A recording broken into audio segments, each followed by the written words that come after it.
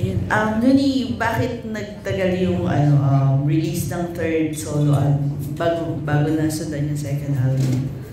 After nung release ng Ultrasound. Sorry. Okay. Sa akin ba yun? Sa akin yata. Sorry. After nung release ng Ultrasound last 2013, during that time, hindi pa ako ganun ka well-versed sa in and outs ng music industry.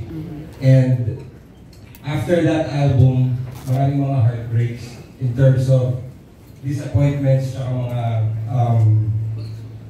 unmet expectations na inisip ko na maranasan ako sa music industry tulad ng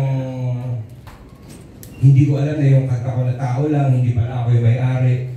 Kumbaga, maraming mga managers marami akong pinagdaanan na managers at mga handlers na nag-take advantage sa pagiging inosente ko pa sa business side ng music. Kasi during that time, naka-focus talaga ako sa art side. Kasi hindi naman talaga ako businessman. Lagi na ako tinatanong, Looney, sa posisyon mo na ganyan, marami ka followers, marami ka mga fans, bakit hindi mo i-maximize yung pagiging mo? Bakit hindi ka maging businessman? Para sa akin kasi, first and foremost, ginawa ko talaga to para sa art. At naniniwala ako na para siguro maging businessman, kailangan ko na may kahit konting siguro pagiging magulang sa mo. So ako parang hindi ko kaya yun gawin dahil alam ko yung pakiramdam ng ginugulangan.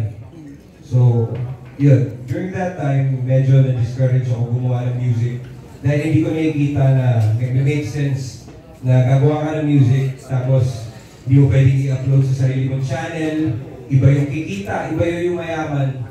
So during that time, mas pinili kong dabble sa battle rap. Which is, yun nga, nung after nun, suwayang na sa buhay.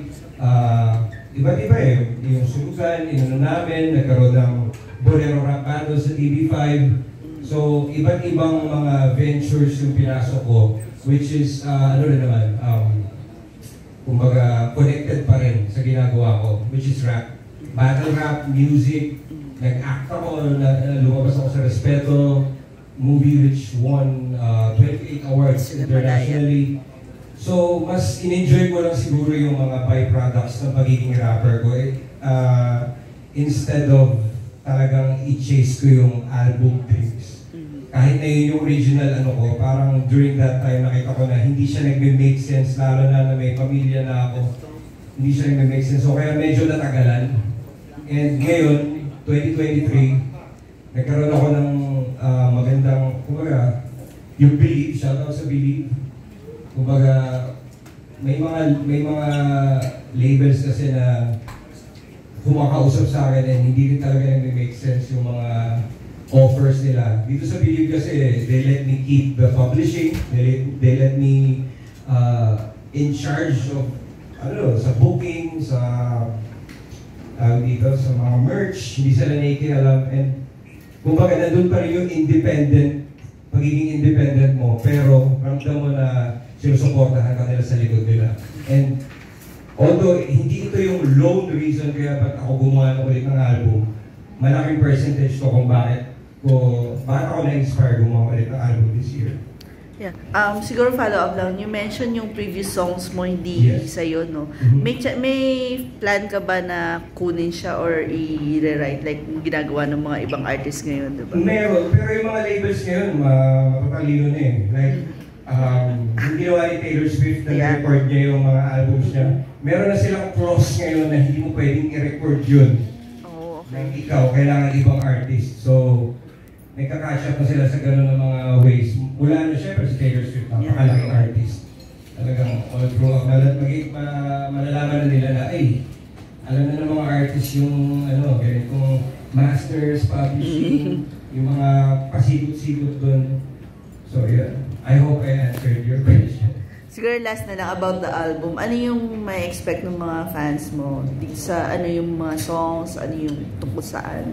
Well, they can expect pa rin siyempre yung vintage Looney, yung kung ano yung nagustuhan nila sa akin, the lyrics, yung may mga quotables pa rin sila na they look forward to. Ang pinagkaiba na siguro, more I'm rapping over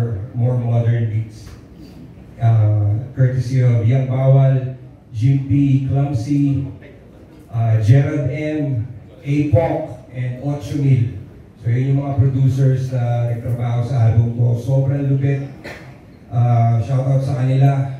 And yung iba sa kanila, dito na sa Yang Bawal, nasa likod mo, nakapula yung beats.